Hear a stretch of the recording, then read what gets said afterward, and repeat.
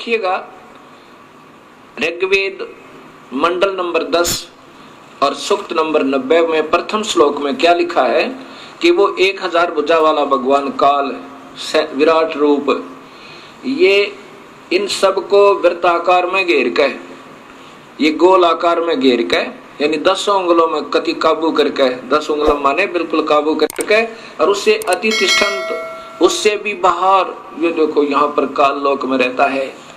और यही शिव प्राण विष्णु प्राण बता रहा है कि प्रकृति से न्यारा होकर वो अपने वास्तविक काल रूप में जाकर के अलग से स्थित हो जाता है। ये वो काल का निजलोक और ये काल का जाल है। और यही आपने महर्षि जी के द्वारा उलझ पुलझ करते हुए भी नहीं छुपा पाए। अब यहां आप देख रहे हैं ऋग्वेद के अंदर भी पूर्ण परमात्मा और साथ में ब्रह्म, परब्रह्म और पूर्ण ब्रह्म की सबतः महिमा वर्णित है और जो यथार्थ है। अब आपने ऋग्वेद मंडल नंबर 10 के सूक्त नंबर 90 का प्रथम श्लोक सुना कि ये काल भगवान 1000 भुजा वाला, 1000 सिर वाला, 1000 आंखों वाला, और ये इन सब सारे ब्रह्मांडों को रोक के और इनसे बाहर भी विद्यमान है। आगे दूसरे में क्या लिखा है कि एवं इस कुछ सही तौर पर पुरुष है माने भगवान अक्षर पुरुष पर ब्रह्म है। ये तो नाशवान है पहले वाला तो, और दूसरा वास्तु कुछ भगवान रूप दिखाई देता है कुछ, क्योंकि वो खाता नहीं अक्षर पुरुष, और ये तपस्या पर बुनकर खाता भी है। ये नाम मात्र भगवान है, दिख है भगवान, पर वास्तव में प्रभु ये है नहीं। अब स्पष्ट लिखा है कि एक रूप तो उनका काल है, वास्तविक रूप इनका एक रूप तो भगवान है काल का, विष्णु का, और वास्तव रूप इसका यानी काल है, परम रूप काल है। ये उदाहरण आगे दूंगा। अब इसमें लिखा है कि दूसरे श्लोक में ऋग्वेद मंडल नंबर 10 और सूक्त नंबर 90 का श्लोक नंबर 2, एवं पुरुष है च इदम, एवं पुरुष माने कुछ सही तौर पर भगवान अक्षर पुरुष पर ब्रह्म है, और च और इदम माने यह, यत माने जो, भूतम माने उत्पन्न हुआ है, यत जो भविष्य में उत्पन्न होगा, सर्वम सब, यत माने प्रयत्न से, मेहनत के द्वारा, अनैन माने अन से, अतिरोहति विकसित होता है। जैसे इस क्षर पुरुष के यानी ब्रह्म के लोक में और अक्षर पुरुष परब्रह्म के लोक में जितने भी प्राणी हैं वो सब मेहनत करके, टुकड़े भरकर मेहनत करके अपना अन्न से ही इनका प्रफुल्लित शरीर होता है। लेकिन सतलोक में अन्न नहीं, अन्न से नहीं, वो अमृत आहार है वहां का, विकसित होते हैं। ये अक्षर पुरुष भी, ये अक्षर पुरुष भी उतः माने संदेह युक्त, उतः है अमृतस्य मोक्ष, अमृतस्य ईशान। ये अक्षर पुरुष भी यानी ये परब्रह्म भी संदेह युक्त अमोक्ष देने का वाला स्वामी है। देखो स्पष्ट लिखा है, उतः उत संदेह युक्त अमृत, अमृतत्व से यानी अमृतत्व का ईशान मन स्वामी है। ये भी संदेह युक्त है, यानी पूर्ण मुक्त नहीं कर सकता। इसमें भी गए हुए प्राणी पूर्ण मुक्त नहीं, उनका भी जन्म मरण है। लेकिन इनसे ज्यादा स्थायी होने से ये कुछ अक्षर पुरुष कहलाता है, कुछ अविनाशी कहलाता है। बिल्कुल स्पष्ट लिखा है कि ये भी सही मोक्ष नहीं दे पाता, ये भी संदेह युक्त है, इसका भी अधूरा मोक्ष है। लेकिन इस काल वाले तो बहुत ही अच्छा है, ये खाता नहीं प्राणियों को। अब तीसरे श्लोक में जैसा स्वयं महर्षि जी स्वीकार करते हैं कि इस भगवान की तो इतनी ही महिमा है, और जो भी प्रकृति आदि से उत्पन्न हुआ है उससे भी बड़ा भगवान और है, वो पूर्ण परमेश्वर और है। ऐसा ही इसमें लिखा है, अस्य माने इस अक्षर पुरुष की तो, एतावान माने इतनी ही महिमा प्रभुता है। कितना स्पष्ट ज्ञान दिया है। प्रथम श्लोक में इस क्षर पुरुष ज्योत स्वरूपी निरंजन काल का वर्णन है कि ये इन सब प्राणियों को रोक के 21 ब्रह्मांड में स्वयं बाहर भी रहता है। इसकी 1000 भुजा, 1000 आंखें, 1000 हाथ आदि आदि है। और दूसरे नंबर का भगवान एवं पुरुष है, यानी कुछ सही तौर पर भगवान है, क्योंकि वो खाता भी नहीं और इससे ज्यादा मोक्ष वहां पर मुक्त है प्राणी, बहुत समय तक शरीर रहता है, लेकिन वो भी संदेह युक्त मुक्ति का दाता है। पर ब्रह्म भी यानी पूर्ण मुक्त नहीं होते। और जितने भी इन दोनों लोकों में, इस परब्रह्म के 7 संख ब्रह्मंडों में और काल के 21 ब्रह्मंडों में जितने भी प्राणी हैं, ये मेहनत से ही टुकड़ा करके खाते हैं, चाहे देवता हैं और चाहे यहाँ पर अन्य प्राणी हैं। अब लेकिन सतलोक में ऐसा नहीं है। आगे लिखा तीसरे श्लोक में, अस्य माने इस अक्षर पुरुष की तो एतावान इतनी ही महिमा माने प्रभुता है। ये अक्षर पुरुष तो इतना ही भगवान है। तथा पुरुष माने पूर्ण परमेश्वर तो अतः माने इससे भी जयावान माने बड़ा है। होय होय, इस अक्षर पुरुष से भी ज्यादा शक्तिशाली है। और ये यजुर्वेद में स्वयं महर्षि जी भी स्वीकार करते हैं, ऋग्वेद में, कि वो परमात्मा तो इनसे बड़ा है, इनसे भी बड़ा है।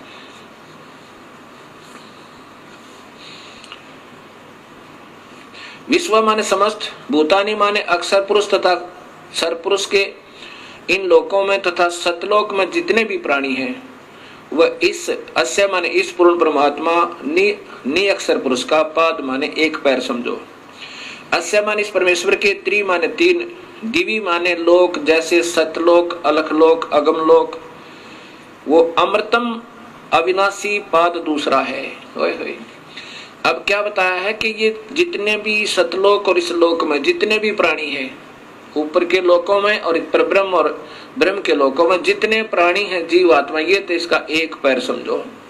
और ऊपर के तीनों लोकों में जितने प्राणी हैं, दिव्यलोक कौन कौन से, अक्षर पुरुष ना, सतलोक, अलखलोक और अगमलोक, अनामी लोक में जीव स्थिति न्यारी नहीं है।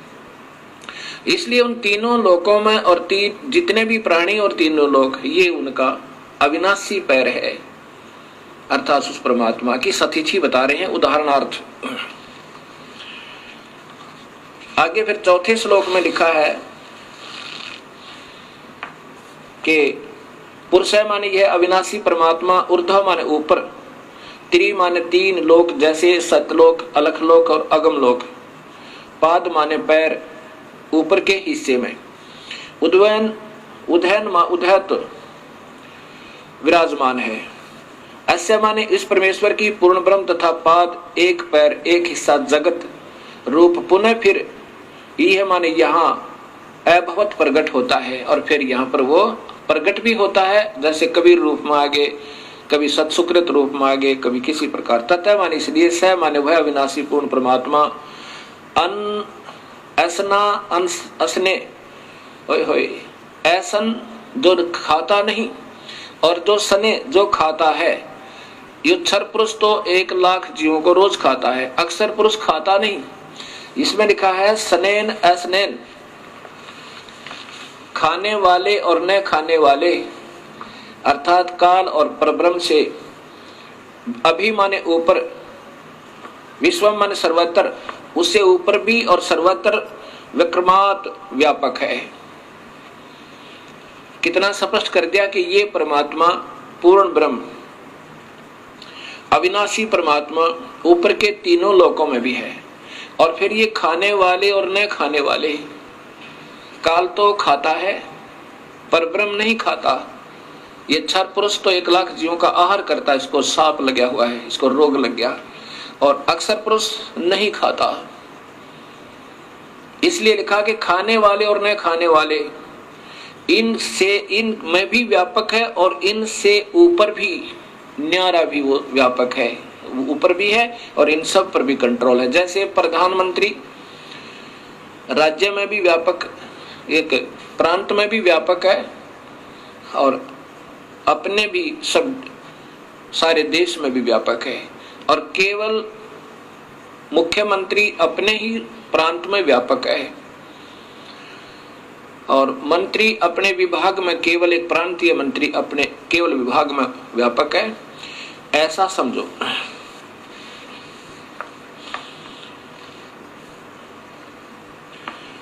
पुरुषेण माने काल भगवान ने अपने जाल साजी से हविषा माने गर्म करके खाने के लिए मक्खन पदार्थ रूप में, देवा माने भक्त आत्माओं को अयगम अविधि पूर्वक धार्मिक रूपी यज्ञ के द्वारा, अयगम यानी जो धार्मिक, यज्ञ माने धार्मिक कर्म, अयगम जो धार्मिक कर्म ना हो।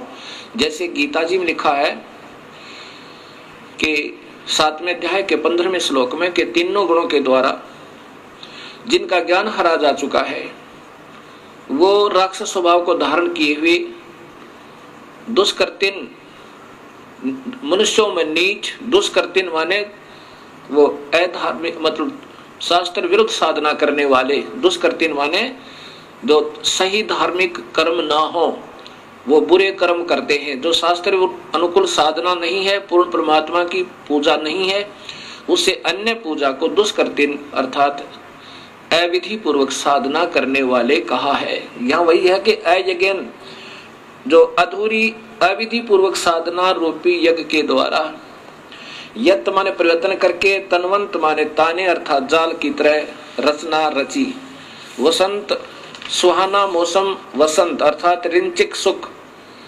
अब जब तक इस प्राणी के शुभ कर्म साथ होते हैं, जब ये मौज मारता है, बड़ी खुशी के साथ रहता है, तो ये तो समझो वसंत ऋतु बनाई इसने। शुभ कर्म जब साथ हैं तो ये आनंदित समझता है अपने आप को। लेकिन ये गरीबदास जी कहते हैं तू जाने तेरी ऐसे नवेगी हरदम लेखा वरना रे। तो इन्हों सोच लेता है ये इंसान जब थोड़ा सा सुखी होता है कि तू ऐसे ही आनंद में रहेगा। नहीं, इस काल ने ही ये तुझे धोखा देने के लिए तेरे ही शुभ कर्म देकर वो वसंत ऋतु बना दी, अर्थात ये रंचिक सुख, संतान और संपत्ति का दिखाया। अजम माने घी अर्थात असीत माने शुभ कर्म रूपी घी था तेरा यो, ये तेरी ये मलाई थी जो वसंत ऋतु रूप में दे दी, अर्थात तेरे को शुभ, तेरे ही शुभ कर्मों का यो फल देकर, और तुझे लग रहा था मैं मौज कर रहा हूं, भगवान ने मुझे आनंद दे रखे। और फिर देखिए क्या होगा, ग्रीष्म, फिर ग्रीष्म आओगी, पाप कर्म रूपी गर्मी इस जीव को तड़पाने जलाने के लिए, अस्य माने इस काल का, ईदम माने ईंधन अर्थात आग, और सर्द ऋतु जब ये शरीर छोड़ जाएगा फिर क्या करेगा, हवनीय पदार्थ द्रव्य बनकर, अर्थात फिर ये इसको खावेगा। पहले वसंत ऋतु तो वो शुभ कर्म जो तूने ही किए हुए थे तुझे ही दे दिए, तेरी ही मलाई, तेरा ही घी तेरे सिर पर दे दिया, वो तो वसंत ऋतु समझ इसकी। और फिर ग्रीष्म ऋतु वो आवेगी जब तेरे पाप कर्म होंगे, किसी की टांग कट जाएगी, किसी की आंख फूट जाएगी, किसी का बेटा मर जाएगा, किसी की बेटी मरेगी। ये ग्रीष्म ऋतु यानी तेरे को जलाने के लिए, तड़फाने के लिए इस काल ने जाल बना रखा। और फिर शरद ऋतु जब तू मर जाएगा, ये शरीर शांत हो जाएगा, और फिर तुझे खावेगा वहां हवी, यानी तो जो फिर एक खाने योग्य पदार्थ बनाओ निकाल लेगा तेरे मत तपतशिला के ऊपर। ये छठा श्लोक सुना है आपको। अब सातवां सुनो। अग्रतः माने बाद में, पहले अविधिवत साधनाएं करवाई, जैसे वेदों में ओम नाम का जाप लिखा है, और महिमा पूर्ण परमात्मा की, ऐसे गीता में ओम नाम का जाप और यज्ञ हवन आदि लिखे हैं और महिमा पूर्ण परमात्मा की। अब इन नादान आत्माओं ने ओम नाम को पूर्ण परमात्मा का मंत्र जानकर और दिन रात मेहनत की, तपस्याएं की, लेकिन उसे प्रभु नहीं मिला। क्योंकि गीता जी के 11वें अध्याय के 47-48 श्लोक में और 53-54 में स्पष्ट है कि अर्जुन किसी भी वेद वर्णित विधि से, यज्ञ से, हवन से, तप से, जप से मैं नहीं प्राप्त हो सकता, प्रभु तो प्राप्त हुआ नहीं। फिर उन्होंने अपने अनुभव के, उन विद्वान पुरुषों ने अपने जितने जिनका ध्यान में जो उपलब्धियां हुई, अपने अनुभव के शास्त्र बनाने शुरू कर दिए, और जिसके कारण ये भक्ति का पतन हो गया। ये ऋग्वेद बता रहा, ऐसे वेद पढ़ाने चाहिए थे अपने को। अगर तब माने बाद में, तब माने सज्ञान अंधकार की, यज्ञम माने पूजा के आधार पर, पुरुषम माने काल भगवान को, तेन माने उन, देवा माने भक्त आत्माओं, च तथा साध्य माने सिद्धों ने, ऋष्य है माने ऋषियों ने, बहरसी माने वेदों के बाहर अर्थात भिन्न भिन्न, जातम माने स्वयं उत्पन्न कर दिए। वेदों से बाहर, बहिर्ष माने उस तब बाहर के, वेदों से न्यारे, जातम माने स्वयं उत्पन्न कर लिया, अर्थात वह शास्त्र बना लिए। ये माने जो प्रोक्शन माने मन माने मंत्रों के उच्चारण से, जैसे चारों वेदों में थे एक एक थोड़ा थोड़ा मंत्र निकाल के और एक ब्रह्म ये गायत्री मंत्र बना दिया। ये चारों वेदों में से दो दो अक्षर तीन तीन अक्षर ले रखे हैं। ये स्वयं प्रोक्शन माने मन माने मंत्रों के उच्चारण से अयजंत अविधि पूर्वक साधनाएं शुरू कर दी। ओए होए, ऋग्वेद बता रहा है ये। जैसे ओम भूर्भुवः स्वः तत्सवितुर्वरेण्यं भर्गो देवस्य धीमहि धियो यो न प्रचोदयात्, ये चारों वेदों में से छोटे छोटे मंत्र निकाल लिए और इसका एक मंत्र बना के आप ही अपने हिसाब से साधना शुरू कर दी। ओम नमः शिवाय, ओम भगवते वासुदेव नमः, ये जो मंत्र बना लिए, कहते हैं यहाँ से ये भक्ति सतर गिरता चलेगा। राधे श्याम सीताराम, ये कोई भक्ति मंत्र नहीं है, ये तो ठीक अपने मन को राजी करने के लिए, ये तो स्वीट टेबलेट्स है, ये तो मीठी गोली है। लेकिन नाम जाप से ही बात बनेगा जो वेदों में लिखा है। इस मन को प्रसन्न करने के लिए चाहे कुछ भी गाते बजाते रहो, इससे कोई लाभ नहीं होगा।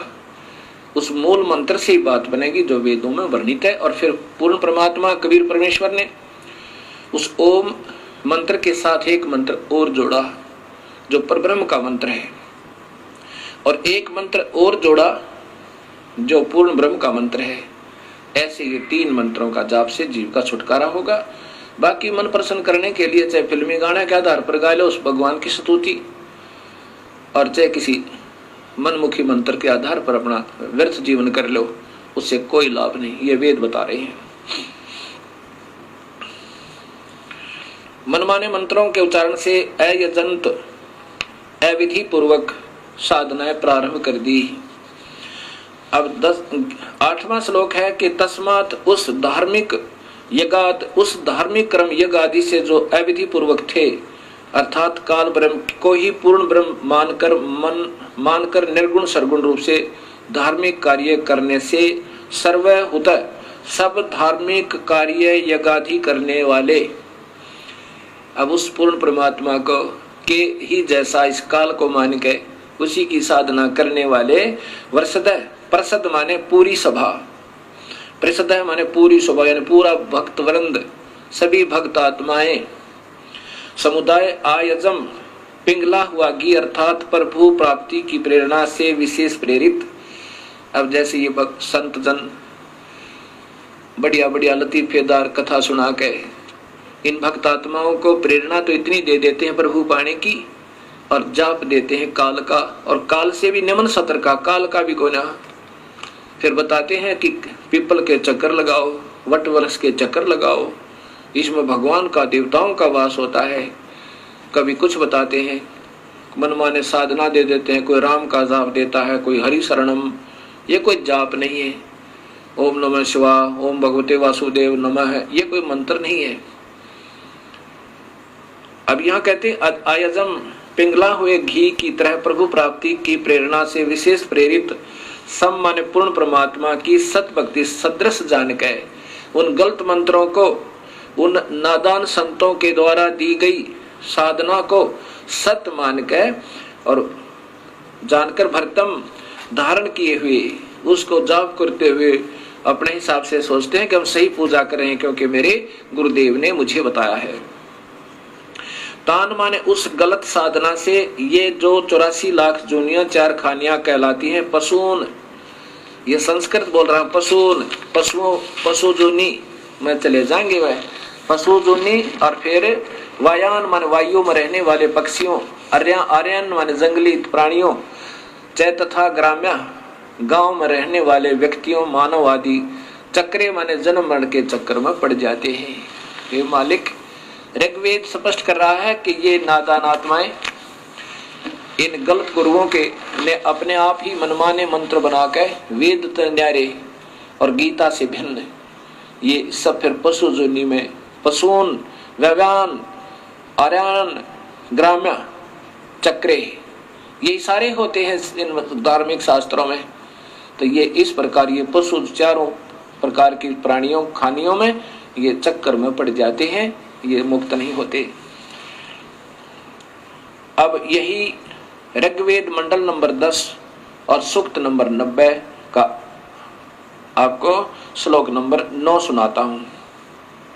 तस्मात उसके बाद सर्व माने सब, यज्ञात माने धार्मिक कार्य, हुता माने करने वाले, सामानी साधारण अर्थात वेदों को छोड़कर, छंदासी अन्य छह शास्त्र, 11 उपनिषद, गोपथ ब्राह्मण आदि जजीरे माने बनाए। अब इन नादान संतों ने अपनी अपनी अनुभूतियां अलग से 6 शास्त्र, 11 उपनिषद, ये बाकी गोपथ ब्राह्मण और अन्य वेदों के ब्राह्मण बनाए। तस्मात माने उसके बाद, रचय श्लोक जजीरे बनाए, अपने आप और श्लोक बना लिए नारे नारे। तस्मात उसके बाद यजुर प्रार्थनाएं, यजु माने प्रार्थनाएं, यजुर स्तुतियां, अन्य ब्राह्मण जैसे अन्य यजुर्वेद के अन्य ब्राह्मण अजायत माने बनाए। अब ओम जय जगदीश रे, स्वामी जय जगदीश रे, जय माता दी, पिछले बोलो अगले बोलो जय माता दी, ये बना लिए नो कहे, ये शास्त्र विरुद्ध है, इनसे प्रभु प्राप्ति नहीं हो सकती, तो मनराजी करने वाली बात है। आगे 10वें श्लोक में लिखा कि तस्मात उसके बाद अश्वा माने घोड़े जैसी दौड़ लाएगी अपने अपने न्यारे न्यारे शास्त्र बनाने की। के माने इसलिए काल साधना से, ये माने जो अजायंत उत्पन्न हुआ, उभयादत, यह दोनों ही काल के दांत समझो। अब चाहे सरगुण मान के उसको, चाहे निर्गुण रूप के, जो भी उपनिषद और जो भी अपने शास्त्र अन्य वेद न छोड़कर जो भी अपनी अनुभूतियां लिखी, अपना अनुभव लिखा, ये काल के दांत समझो। इनमें उलझ गए सारी नादान आत्माएं। वेदों से अलग अगर कोई साधना बताता है वो गलत बताता है।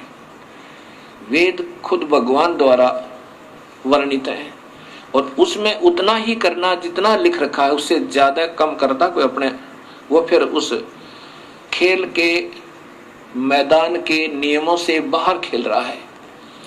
जैसे कोई खेल का मैदान होता है, उस प्लेग्राउंड के कुछ सीमा होती है, उसके अंदर ही खेलना होगा, उससे बाहर जो खेल रहा है वो खेलता रहो, उसको कोई लाभ नहीं।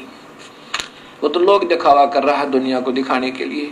तो ऐसे यहां बता रहे हैं।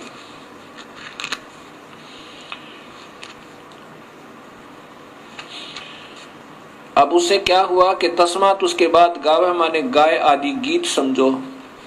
ये गीत ज्ञात बना लिए श्लोक अपने अपने हिसाब से। जजीरे उत्पन्न हुए, चाहे तस्मात उसके बाद है निश्चय ही। जाता माने उत्पन्न छोटे छोटे लोग, गीत, दुर्गा की स्तुति, हनुमान चालीसा, जय गणेश देवा, इस प्रकार के। अजा माने बकरी, वह माने भेड़ जानो। ओए होए, अब ये निम्न सत्र के तीर्था पर जाना है, अपने आप हनुमान चालीसा और जय गणेश देवा, ये भक्ति के नहीं, ये तो इष्ट स्तुति आप कर रहे हैं, करते रहो, लेकिन उस पूर्ण परमात्मा की भक्ति के बिना अन्य उपासना किसी भी देव की आप कर रहे हो वो व्यर्थ बता रखे गीता में और साथ में वेदों में। तो ये होगी फिर भेड़ बकरियों पर आगे। अब कबीर साहब कहते हैं, कबीर इस संसार को समझाऊं के बारे, पूछ पकड़ के भेड़ की ये उतरा चावे पार। वही वेद बता रहे हैं जो कबीर परमेश्वर ने स्वयं आकर बताया कि उन वास्तविक साधना न छोड़ के नौका में तो उतर गए और भेड़ की पूछ पकड़ ले कोई दरिया से पार होने के लिए, तो कभी पार नहीं हो सकता। कबीर साहब कहते हैं, कबीर इस संसार ने समझाऊं के बार, अरे ये पूछ पकड़ के भेड़ की उतरा चावे पार, ये नादान साधना है। पाप दुर्गा स्तुति बनाकर तू शेरा वाली है, तू लट्टा वाली है, तू फलाने वाली है, वो तो माँ में गुण है ही है, लेकिन वो मिले कैसे ये संत बताएंगे। जैसे बिजली की स्तुति कोई गावे, तो पंखा चला देती है, तो कूलर चलाती है, अंधेरे को उजाले में बदल देती है, जय बोलो बिजली की, जय बोलो बिजली की, पिछले बोलो बिजली की। अब इससे क्या होगा, ये तो गुण है उस विद्युत में, वो प्राप्त कैसे होंगे उसका एक न्यारा मार्ग है। उसके लिए कनेक्शन लेना होगा और वो कनेक्शन देने वाले कोई और होते हैं। उन गीत गाने वालों से, उन बताने वालों से कनेक्शन देने वाले और होते हैं। वहां कनेक्शन लेने से वो सुख होंगे जो बिजली के विद्युत के आप सुना करते थे। ऐसे इन शक्तियों के कनेक्शन देने वाले परम संत को ढूंढना होगा। जैसे गीता जी के 4 अध्याय का 34वां श्लोक कहता है कि अर्जुन उन संतों ने ढूंढ ले जो उस पूर्ण परमात्मा के परम तत्व के जानने वाले हों, उनको दंडवत प्रणाम करो और निष्कपट भाव से उनकी सेवा करो और सरलता पूर्वक प्रसन्न करने से वो फिर तत्वभेदी संत, तत्वदर्शी संत तुझे जो मार्ग बताएं वैसे करना। अब आगे क्या बताया है?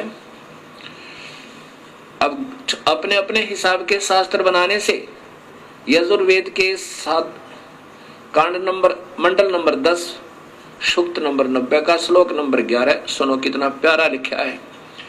यत माने जिस, पुरुषम माने पूर्ण परमात्मा की, अद माने खाने के लिए। अब देखो अपने उदर पूर्ति के लिए, अद माने अपनी उदर पूर्ति के लिए उस पूर्ण परमात्मा की, वी माने नाना प्रकार की, अधु माने अधूरी घटिया, वी माने भिन्न, अकल्पयन अधूरी काल्पनिक व्याख्या विवरण के आधार पर, किम माने कोई तो, अस्य माने इस पूर्ण परमेश्वर के, मुखम माने मुख को, उत्तम अंग को, और कोई बाहु माने भुजा को, उरोजांग को, और कोई पैर को प्रभु मानकर कतविधा कतिधा नाना प्रकार के से उच्चते माने महिमा कहते हैं। ओए होए कितना स्पष्ट कर दिया।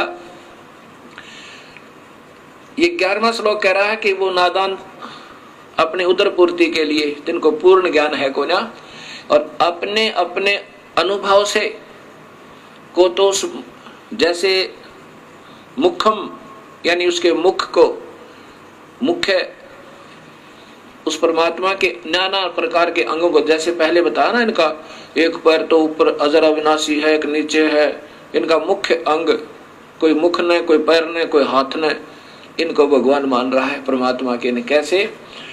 जैसे कोई आकार बताता है, कोई निराकार कहता है, कोई ब्रह्मा को परमात्मा बताता है, कोई विष्णु को, कोई शिव को, कोई फिर कहता नहीं भगवान एक और है, वो निराकार है, वो दिखाई नहीं देता। अब एक समय 5 अंधे आपस में विचार करने लगे कि सुना है गांव में हाथी आया हुआ है और हमें कोई हाथी के पास छोड़ दे तो हम हाथी देखें। एक आंखों वाला उनकी बातें सुन रहा था। उसने कहा भी तुम हाथी कैसे देखोगे सूरदास, तुम्हारी आंखें तो है नहीं। अंधों ने कहा कि हमारे हाथ आंखों का काम करते हैं, आप कृपा करके हमें उस हाथी के पास छोड़ दीजिए। उस आंखों वाले ने उन 5 अंधों को हाथी के पास छोड़ दिया, चारों तरफ छोड़ दिया। एक अंधे ने हाथी के पैरों का निरीक्षण किया ऐसे, दूसरे ने पूंछड़ का, तीसरे ने कान का, चौथे ने सूंड का और 5वें ने पेट के आसपास हाथ फेरा। और जहां जाकर उनके हाथ, जैसे पैर वाले के हाथ हट गए, वो वापस हो लिया। उसने सोचा बस इतना ही हाथी होता होगा। दूसरे ने कान देख लिए कि बस इतना ही हाथी होता होगा। और ऐसे इन 5 अपने अपने अनुभव लेकर चल पड़े। रास्ते में आंखों वाले ने पूछा किसी और ने कि कहाँ गए थे सूरदास? वो कहने लगे हम हाथी देख कर आए हैं। आंखों वाला कहने लगा अंधो तुमने हाथी देखा कैसे? उन्होंने कहा हमारे हाथ आंखों का काम करते हैं। तो वो आंखों वाला कहने लगा भाई बताओ कैसा था हाथी? जिसने पैरों का निरीक्षण किया था वो कहने लगा हाथी होता है थंब जैसा, पिलर जैसा, थांब जैसा, खंभे जैसा। दूसरा बोला, अंधा बोला कि नहीं ये इसको सही ज्ञान नहीं है, मैं बताता हूं। हाथी होता है बेल्ट जैसा, पटे जैसा। उसने जो पहले वाले ने हाथी के पैर का निरीक्षण किया था वो तो खंभे जैसा ही, बस पैर को ही हाथी मानकर और निश्चिंत हो गया। दूसरे ने पूंछड़ का, उसकी दूम का, पूंछ का निरीक्षण किया था, वो उस पूंछ को ही हाथी मान के और फूला नहीं समावे। अब तीसरे ने कहा कि दोनों को कुछ नहीं मालूम, मैं बताता हूं। हाथी होता है छाछ जैसा, सूप जैसा, उसने कानों को देखा था, पकड़ पकड़ कर निरीक्षण किया था। चौथा कहने लगा इनको नहीं मालूम सही, मैं बताता हूं। हाथी होता है पाइप जैसा, उसने सूंड का निरीक्षण किया था। पांचवा कहता है ये अधूरा ज्ञान बता रहे हैं, मैं बताता हूं हाथी कैसा होता है। हाथी होता है बटोड़े जैसा। हरियाणा में एक उपलों का एक ढेर बनाया जाता है, उसको फिर ऊपर से गोबर से प्लास्टर कर दिया जाता है, और जैसे प्लास्टर वाल समझो, यानी प्लास्टर की हुई दीवार समझो, मड प्लास्टर जिस पर हुआ हो, मड प्लास्टर यानी मिट्टी की लिपाई कर रखी हो, ऐसा हाथी के पेट का ऐसा वो कुछ खरदरापन होता है। अब पेट पे हाथ फेरने वाला कहता हाथी होता मड प्लास्टर, यानी कच्ची दीवार जिस पे मिट्टी का प्लास्टर हुआ हो, ऐसा हाथी होता है। अब ये ऋग्वेद मंडल नंबर 10 और सूक्त नंबर 90 का श्लोक नंबर 11 स्पष्ट करता है कि यत माने जिस पुरुषम माने पूर्ण परमात्मा की अदय माने उदर पूर्ति के लिए नादान लोगों ने, अधूरे मार्गदर्शकों ने, अधूरे अनुभव वालों ने वेदों को तो छोड़ दिया, जो उसमें सही मार्ग और सही विधि लिखी हुई है, जितनी भी उससे प्राप्ति होनी थी, उनको त्याग के और निम्न सत्र के अपने अपने शास्त्र बना लिए, जो कि मान्य नहीं है। वो शास्त्र नहीं है, वो पूजा के योग नहीं है, क्योंकि उनके अधूरे अनुभव हैं। वी माने नाना प्रकार की, अधू माने अधूरी, घटिया, वी माने भिन्न, अलग से, अकल्पयन अधूरी कल्पनाएं, व्याख्या विवरण आधार पर, किम माने कोई तो, अस्य माने पूर्ण परमेश्वर के, मुखम माने मुख को भगवान कहता है, यानी कोई तो कहता नहीं भगवान तो और है, वो तो मुख्य भगवान, मुख्य है उसका पूर्ण परमात्मा का। और कोई भुजा को भगवान कहता है, कोई पैर को पाद है, और कोई किसी प्रकार से जांग को, यानी ऐसे ऐसे उन्हें अपने अपने हिसाब की अटकलें लगा रखी हैं। अब आंखों वाला बता सकता है कि सारे मिलाकर ही प्रभु बनता है, जैसे ये 21 ब्रह्मांड, और ये तो एक अक्षर पुरुष है, इसके 3 पुत्र हैं, ब्रह्मा विष्णु महेश, और 7 संख ब्रह्मांड का मालिक ये परब्रह्म है, अक्षर पुरुष है, और पूर्ण ब्रह्म परमात्मा इन सब का कुल मालिक है। वो सतपुरुष है, उसका वास्तविक नाम कबीर है, इन सब रचना से पहले भी उनका नाम कबीर है, इसलिए वेदों में उस परमेश्वर का नाम कबीर आया है।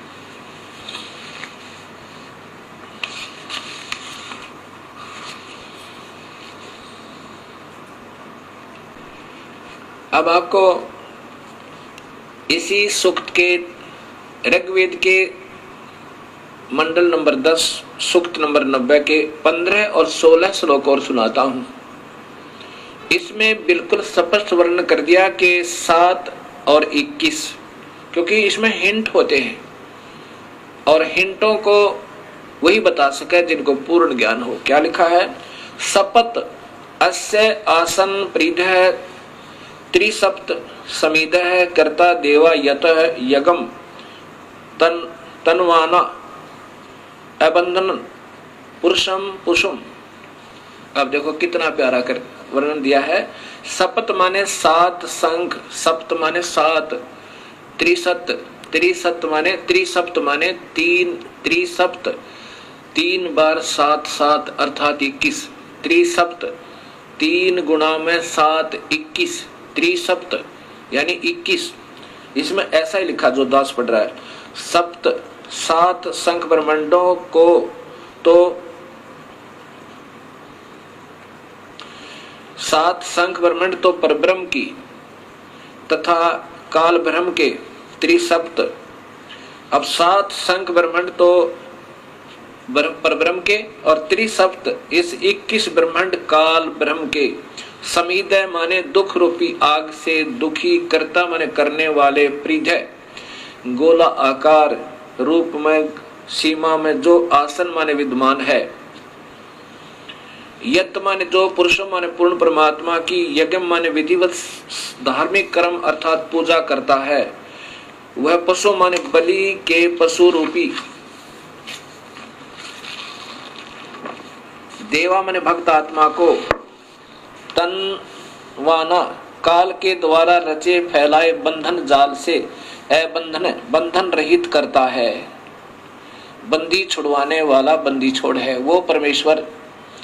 इस पारब्रह्म के तो 7 शंख ब्रह्मांड में और काल के 21 ब्रह्मांड में जो बलि के बकरे की तरह बेचारे इन्होंने फंसा रखा है, उन काल के रचे हुए जालों में के बंधन से अबंधन करता है, उनको निर्बंध करता है, उनको छुड़वाता है। और फिर 16वें श्लोक में कमाल कर दिया, जो देवा माने भक्त आत्मा अयगम अधूरी गलत धार्मिक पूजा के स्थान पर यज्ञ माने सत भक्ति धार्मिक कर्म के आधार पर यजंत माने पूजा करते हैं। तानी माने वे धर्माणी धार्मिक शक्ति संपन्न प्रथमानी मुख्य अर्थात उत्तम है। कितना स्पष्ट कर दिया कि जो उस अविधिवत साधना ने छोड़ के जो भक्त आत्मा और विधिवत साधना करते हैं वो सबसे उत्तम हो गए। उनके पुण्य कर्मों का, उनके नाम के जाप का संग्रह होगा, भक्ति संचित होगी, वो सबसे उत्तम आसन माने हैं। ते है वे ही वास्तव में महिमान अर्थात महिमा मान का अर्थ है महान शक्ति युक्त होकर भक्ति की कमाई तय धर्म तय दान तय यज्ञ तय हवन तय जप तय ये महिमा मान हो गए, अर्थात ये शक्तिशाली हो गए, इनमें खूब कमाई होगी। साध्या माने भक्तजन, नाकम माने पूर्ण सुखदायक परमेश्वर को, सचंत माने भक्ति निमित्त कारण से प्राप्त होते हैं। भक्ति निमित्त कारण से प्राप्त होते हैं, उस सत भक्ति की कमाई से उस पूर्ण परमात्मा को प्राप्त हो जाते हैं। यत्र माने जहां पर, पूर्व माने पहले वाली सृष्टि के, देवा माने भक्त आत्माएं, संति माने रहती हैं। ओए होए होए, ये कितना स्पष्ट कहा है कि जो उस पूर्ण इस अधूरी साधनाओं को त्याग देते हैं, जब पता लग गया हम गलत साधना करें, वो भक्ति सही भक्ति करने से भक्ति युक्त हो गए, उनमें कमाई बन गई, नाम की, धर्म की, दान की, और उस कमाई के आधार पर उस पूर्ण परमात्मा को वो प्राप्त हो जाते हैं। जहां पर पूर्व माने पहले की सृष्टि के, देवा माने भक्त आत्माएं, संति माने रहती हैं। जहां पर हम पहले रहा करते सतलोक में, उस पहले वाली सृष्टि यानी सबसे पहले वाली सृष्टि सतलोक के अंदर, वहां चले जाते हैं जहां पर पहले वाली सृष्टि के भक्त आत्मा रहती हैं, जहां से हम बिछुड़ कर आए थे, जहां से हम सतलोक से बिछुड़ गए थे। अब इसी का प्रमाण, अब सच्चाई को कहां तक छुपावे ऋषि जन। कबीर साहब कहते हैं, चोर चुराई तोमड़ी और गाड्डा पानी मां, वो गाड्डा वो बाहर आवे, ऐसे सच्चाई छानी ना। अब फिर दिखाता हूं महर्षि दानंद जी द्वारा भाषा भाष्य।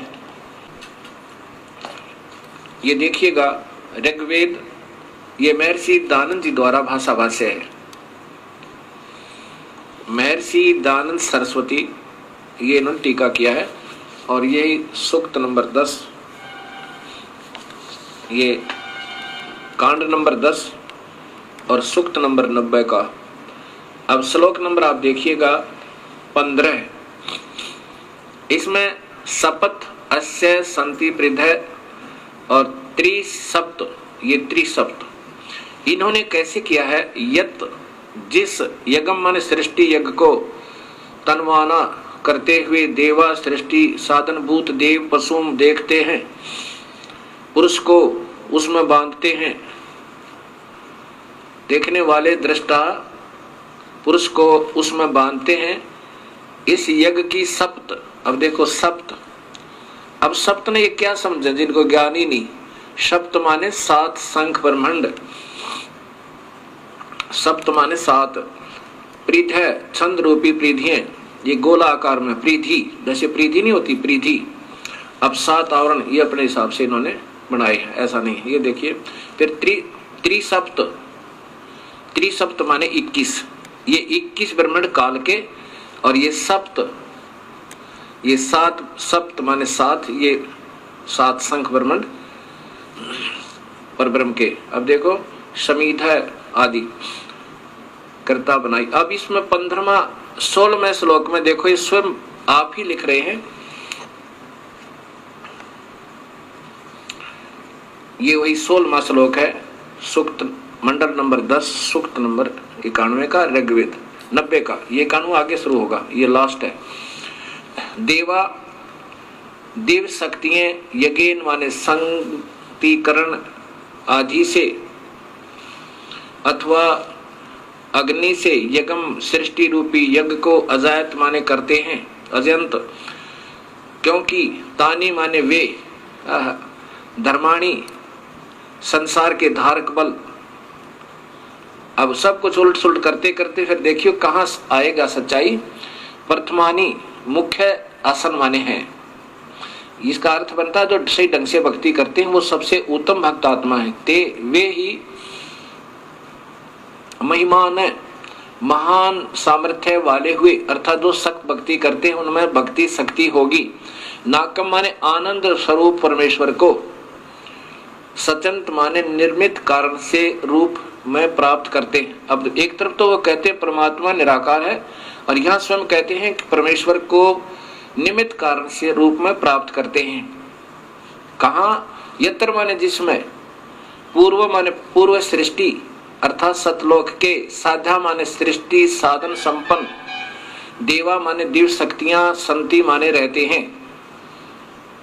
अब स्वयं स्वीकार कर रहे हैं महर्षि जी के आनंद स्वरूप परमेश्वर को प्राप्त करते हैं निमित्त कारण से, अर्थात सतभक्ति के कारण प्राप्त करते हैं। इसलिए भगवान कहीं आकार में है जहां उसको प्राप्त करते हैं। प्राप्त करना माने उससे मिलना, उससे साक्षात्कार करना। ये स्वयं वेद बता रहा है, स्वयं अपने कर्मों से लिख रहे हैं, कर कमलों से, जिसमें कहा जाते हैं उस परमात्मा के लोक में जहां पहले की सृष्टि यानी सतलोक वाले साध्या सृष्टि संपन्न साधन संपन्न अर्थात वो भक्त आत्मा, देवा माने दिव्य शक्तियां, ये भक्त आत्मा रहती हैं वहां, क्योंकि वो परमात्मा स्वरूप आत्म रूप में है इसलिए उनको देवा कहा है, शक्तियां रहते हैं। अब प्रिय भक्त आत्माओं, इस सच्चाई को इतना गहरा दबा दिया गया कि इसके ऊपर से मिट्टी हटाते हटाते ढेर सारा प्रयत्न करना पड़ता है। और पुण्यात्मा जो होंगी अब तुरंत समझ जाएंगी इन काल के दूतों, इन नकली संतों के जाल में नहीं रहेंगे। और इतना प्रमाण मिलकर भी जिनकी आंखें नहीं खुलती वो मूड बताए, वो मूड बताए। गीता में लिखा कि वो तो मूड है जो सत भक्ति नहीं करते। इतना कुछ प्रमाण होकर भी यदि आपको सत नजर नहीं आया तो आपके मोतिया बंद है। कबीर साहब की प्यारी आत्मा गरीबदास जी कहते हैं कि फिर तो ये देखत के तो नैन जिसमें फिरा मोतिया बंद रे। जिसको सफेद मोतिया बंद हो जाए उसकी आंख सोच दिखाई देती है तो उसको नजर कुछ नहीं आता। फिर तो आपका मोतिया बंद हो चुका है इन नादान संतों के गलत ज्ञान के आधार पर, जो सब शास्त्र विरुद्ध साधना सारे भक्त समाज को प्रवेश करती। और जो पुण्यात्मा होंगी उनके लिए कहा कि ज्ञानी सुने सो हृदय लगाई, मूर्ख सुने तो गम ना पाई। बुद्धिमान व्यक्ति सुनेंगे तो वो तुरंत इस सत्य को स्वीकार करेंगे और आकर के अपना कल्याण करवाएंगे, उपदेश लेंगे और पश्चाताप करेंगे उस गए हुए समय का। और मूर्ख सुने सो गम ना पाई। अनजान व्यक्ति इतना प्रमाण पाकर भी नहीं समझ सके तो फिर उनको मूर्ख कहा है। ऐसा ही कबीर साहब की प्यारी आत्मा गरीबदास जी, क्योंकि जो गरीबदास जी कह रहे हैं वो समझो कबीर साहब कह रहे हैं, क्योंकि उन्हीं की शक्ति से वो पुण्य आत्मा उस परमेश्वर की महिमा हृदय से गा रहे हैं। उसमें बता रहे हैं कि चातुर प्राणी चोर हैं। चातुर प्राणी जिन्होंने गीता का एक अक्षर भी समाज को नहीं बता रखा और लाखों की संख्या में इन भोली आत्माओं को उलझाए बैठे और कहते हैं गीता के मर्म ज्ञाता, और उसके उस संत की महिमा गाते हैं गीता ही के ज्ञान के आधार पर। और गीता का एक अक्षर भी नहीं बता रखा गीता में क्या लिखा है। वो चतुर प्राणी गीता की आड़ लेकर अन्य महिमा गा के अपनी मनमुखी साधनाएं बता के वो तो चतुर प्राणी है। और मूड वो हैं जो इतना ज्ञान पाकर भी नहीं समझे तो वो उन्हीं के पीछे पड़े रहेंगे। उनके लिए कहा है कि चातुर प्राणी चोर हैं, ये विचक्षण है, ये गलत साधना बताने वाले, ये संत जन ये चतुर बताए, ये चातुर प्राणी चोर हैं। चोर क्योंकि शास्त्र विरुद्ध साधना दे रहे हैं, ये परमात्मा के भी दुश्मन है। ऐसा गीता में लिखा है कि जो शास्त्र विरुद्ध साधना करता है अर्जुन, वो मुझे भी और अंतर्यामी रूप में रहने वाले उस परम पिता को भी दुखी करता है, उसको घोर नरक में डालूंगा। और मूढ़ मुग्ध हैं ठोठ, ये संतों के निकाम के, इनके दो गड़जोट। यानी इतना भी ज्ञान समझकर नहीं समझ में आई तो वो उन चतुर प्राणियों के योग्य हैं, 84 में जाने ही योग्य है। ऐसा गरीबदास जी बता रहे हैं कि चतुर प्राणी तो चोर हैं, वो तो अपनी झूठी साची लगाकर आपको गुमराह करते ही रहेंगे अपनी प्रभुता बनाए रखने के लिए। और मूढ़ मुग्ध हैं ठोठ, वो भोली आत्मा फिर भी नहीं समझ पाई तो वह उन योग्य है, और वो फिर उनको काल के मुख में ले जाएंगे। और वो संतों के काम के नहीं है, उनके उन्हीं के साथ रहने दो, वो कहीं जाओ फिर किसी प्रकार दुख पाओ। लेकिन फिर भी को दयालु परमात्मा है कि भाई बार बार प्रयत्न करते हैं, हो सके ना जाने कब इंसान की आंखें खुल जावे और सत भक्ति पर वो लग जावे। अब जैसे गीता में लिखा है ना, विष्णु पुराण में लिखा है कि विष्णु का एक रूप तो पुरुष है इस काल के बारे में, और वास्तविक रूप उसका काल है। अब पुरुष माने भगवान, प्रभु वो नजर आता है जैसे सारी सुविधाएं उपलब्ध करावे और दुखी ना करे, वो परमात्मा होता है। अब इस काल का प्रथम रूप तो ऐसा नजर आता है जैसे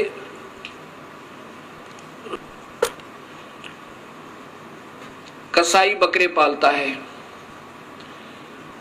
उनके लिए अलग से स्थान बनाता है और उनके लिए छाया बनाता है, गर्मी सर्दी से बचने के लिए उनके लिए मकान भी बनाता है, हिंसक पशुओं से बचने के लिए उनका डिफेंस करता है, चारों तरफ बाड़ लगा देता है, और पानी की व्यवस्था करता है, उनके चारे की व्यवस्था करता है, उनको फिर ऐसे हाथ से प्यार भी करता है। अब वो नादान पशु उस कसाई को अपना मालिक समझते हैं, क्योंकि उनको वो अपना स्वामी नजर आता है, सारी सुविधा प्रदान कर रखी है। लेकिन जब वो आता है उनके अंदर, वो देखता है ऐसे ये कितने वजन का हो गया, कितना मांस हो गया इसमें बकरे में, ये कितने किलो वजन होया, कितने रुपए की कीमत इसकी होगी। और वो नादान पशु उसको अपना स्वामी मान के, किसको, कसाई को, उससे प्यार करता है, उसके मुख को चाटता है और ऐसे पैरों को उसके ऊपर डाल लेता है सीने से लगाने के लिए। अब उस भोली आत्मा ने, पशु ने, उस बकरे को ये मालूम नहीं, बकरी को, कि ये दुश्मन है तेरा, ये कसाई है। और फिर किसी का पुत्र आओ, किसी की पुत्री आओ, 10 की आवश्यकता 10 ले लिए, 20 की आवश्यकता 20 निकाल लिए, और 100 की आवश्यकता 100 निकाल लिए। किसी का बेटा मरो, किसी की बेटी मरो।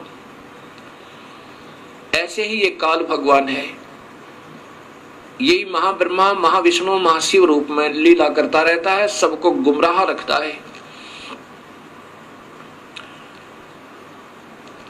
इसका प्रथम रूप तो भगवान जैसा दिखा, जैसे बढ़िया पृथ्वी दे रखी, बढ़िया सूर्य बना हुआ, नीचे पानी मीठा है, और फिर फलदार वृक्ष हैं, दूध, दही, घी, सेब, संतरे, मक्खन, कार, कोठी है ठाठ कर रखे। और फिर 1 लाख परिवार रोज टक्कर मार कर होते हैं। किसी का बेटा मर गया, किसी की बेटी मर गई, किसी के पुत्र मर गया, किसी का दामाद मर गया, और ये आनंद से 1 लाख जीवों का आहार करता है। अब ये काल का जाल कबीर परमात्मा बता रहे हैं। अब जब आपकी समझ में ये सृष्टि रचना आ जाएगी, तब आपकी सर्व शंकाओं का समाधान स्वतः ही हो जाएगा। इसलिए ये दास बार बार आपको सृष्टि रचना की सटोरी आपके हृदय में ऐसे उतारना चाहता है जैसे रामायण और महाभारत बच्चे बच्चे को कंठस्थ होगी। ऐसे ही इस ज्ञान के आधार पर हमने उस परम पिता की जानकारी होगी, जैसे हमने रामायण और श्री कृष्ण लीलाओं से श्री रामचंद्र जी की महिमा का ज्ञान हुआ, श्री कृष्ण जी की महिमा का ज्ञान हुआ, तो उनको हमने प्रभु मानकर हृदय से स्वीकार किया। ऐसे ही जब हमने पूर्ण परमात्मा का ज्ञान होगा, फिर अपने आप इनसे स्थिति हमारी हट जाएगी। जैसे गीता जी में लिखा कि अर्जुन, जब तुझे पूर्ण परमात्मा का सत्य ज्ञान हो जाएगा, फिर तेरी अन्य देवताओं में ऐसी स्थिति रह जाएगी। अन्य देवता में यो काल भी आ गया फिरता है जब पूर्ण परमात्मा का सही ज्ञान हो जाएगा।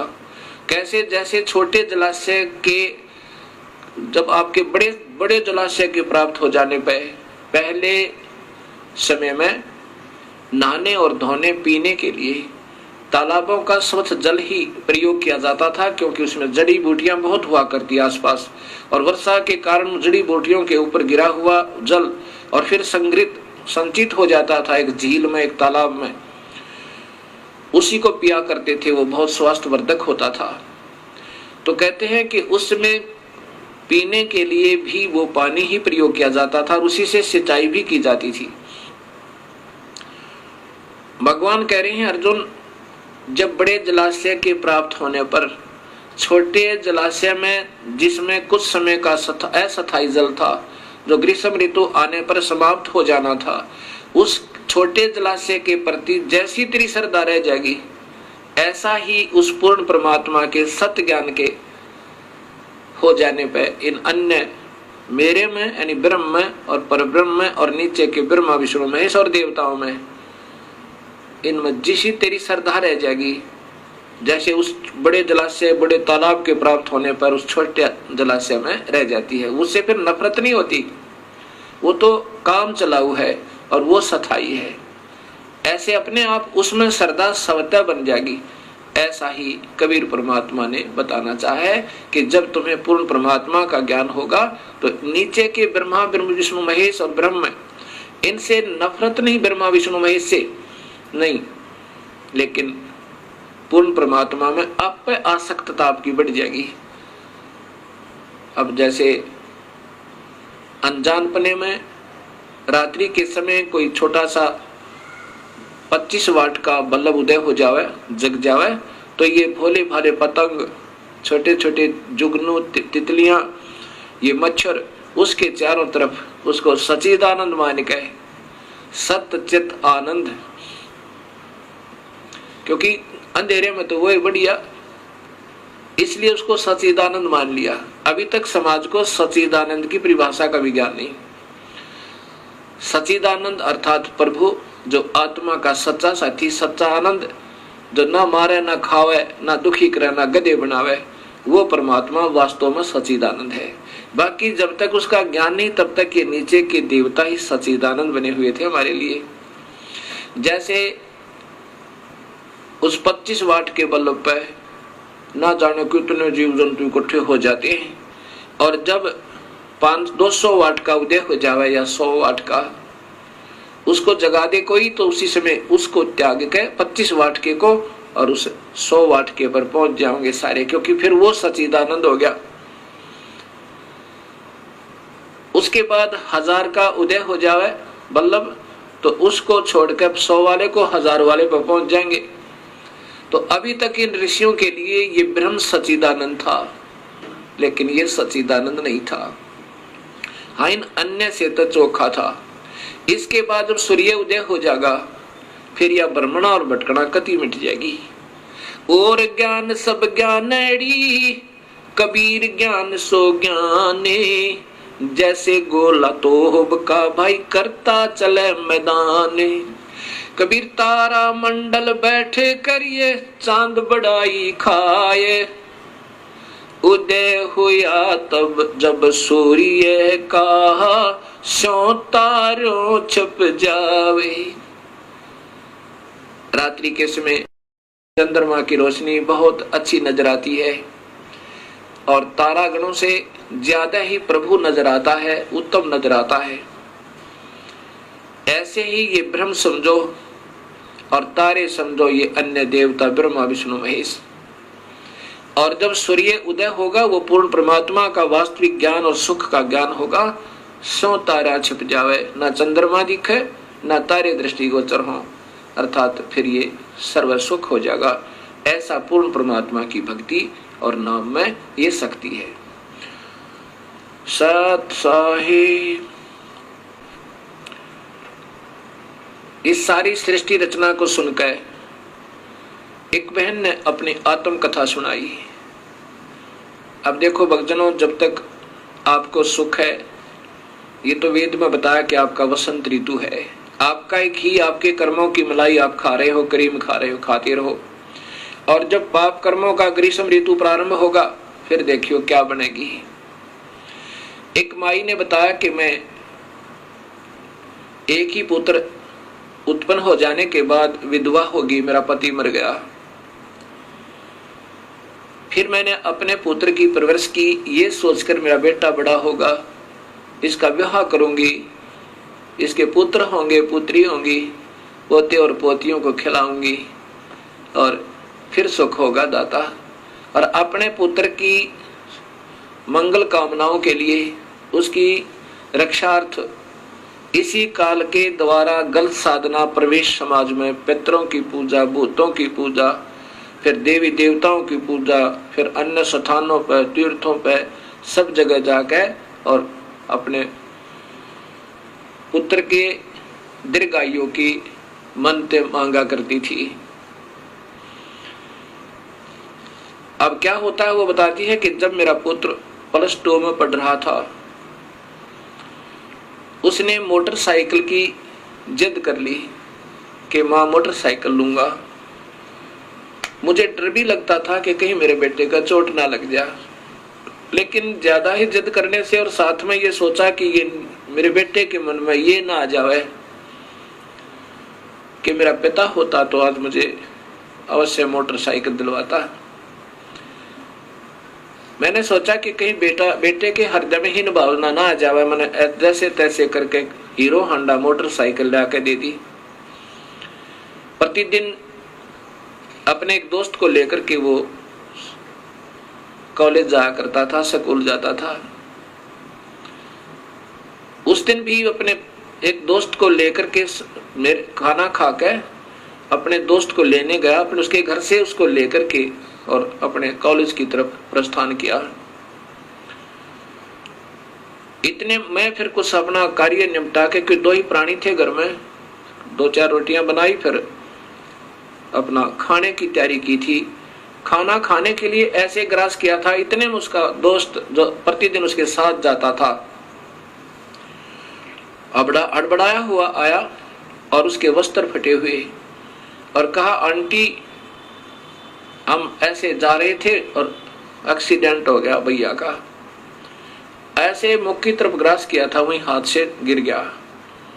सिर पर कपड़ा नहीं, पैर में जूती नहीं और भाग ली पागलों की तरह।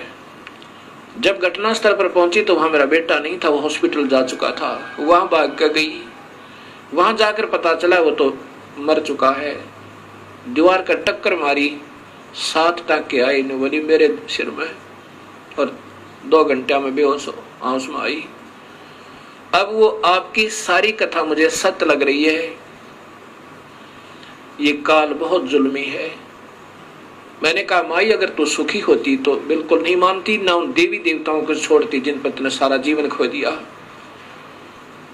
कहती है, जी बिल्कुल ठीक हो आप। अब ये परमात्मा कबीर साहब हमें बताना चाहता है कि तुम जिसकी पूजा करते हो वो स्वयं काल है और उसी की तुम पूजा करे। उसी के 3 पुत्र ब्रह्मा विष्णु महेश है, बेचारे ये उसके प्रवेश हैं, ये भी तुम्हारी मदद नहीं कर सकते। ये केवल कर्म आधार पर तुम्हें जो भी तुम्हारा नियमित है, सुख है तो सुख लो, दुख है तो दुख लो। अब ब्रह्मा से हमारे से उत्पत्ति करवाता, रजोगुण बनाकर हमने विवश करके सब में वासना भर के, और विष्णु हमारे अंदर मोह ममता पैदा करे रखता है कि यहाँ पर ये टिके रहे, सतीथी बनी रहे।